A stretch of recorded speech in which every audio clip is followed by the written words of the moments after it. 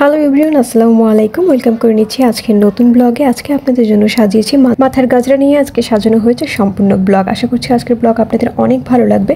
আপনারা কোন ড্রেসের সাথে কিভাবে গাজরা ওয়্যার করবেন এবং কিভাবে পরলে ভালো লাগবে সম্পূর্ণ ভিডিও সাজিয়েছি এই টপিক নিয়ে। আপনাদের চুল যাদের অনেক বড় তারা কিন্তু অফ শোল্ডার ব্লাউজের সাথে এইভাবে গাজরা পরতে পারেন। সিম্পলি আপনারা যদি কোনো গায়ে হলুদের অনুষ্ঠানে অ্যাটেন্ড করতে যাচ্ছেন তাহলে আপনারা এই ধরনের ছোট চুলের সাথে গাজরা পরতে পারেন।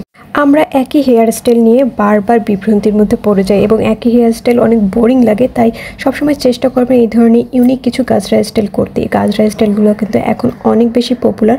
আপনি শাড়ি, থ্রি পিস, আনারকলি যে কোনো ড্রেসের সাথে এভাবে সুন্দর করে চুলগুলো যদি কার্লি করেন অথবা স্ট্রেট করে গাজরা পরেন তাহলে কিন্তু দেখতে মাশাআল্লাহ অনেক বেশি সুন্দর লাগে। সিম্পলি গাজরাগুলো পরলে আপনাদের অনেক সুন্দর লাগবে, ইউনিক লাগবে এবং আসলেই সিম্পলের মধ্যে অনেক গর্জিয়াস লাগবে। তাই চেষ্টা করবেন একটা ভালো লুক নেওয়ার। দেখুন এখানে শাড়ির সাথে গাজরাটা কতটা সুন্দর লাগছে। আপনি কিন্তু সিঙ্গেল এক সাইডেও গাজরা পরতে পারেন। এখানে দেখুন কানের এক সাইডে ছোট করে একটা গোলাপ দেওয়া আছে। এক সাইডে কিভাবে গাজরা পরবেন এখানে কয়েকটা পিকচার আমি ডেমো দিয়ে দিয়েছি, আপনারা এখান থেকে আইডিয়া নিতে পারেন। এখন বর্তমানে বলিউড, হলিউড যে কোনো জায়গায় বলেন না কেন গাজরা কিন্তু অনেক বেশি পপুলার। এটা আমি আগেও বলেছি। দেখুন বলিউডের নায়িকারাও এই ধরনের গাজরাটা পরতেছে।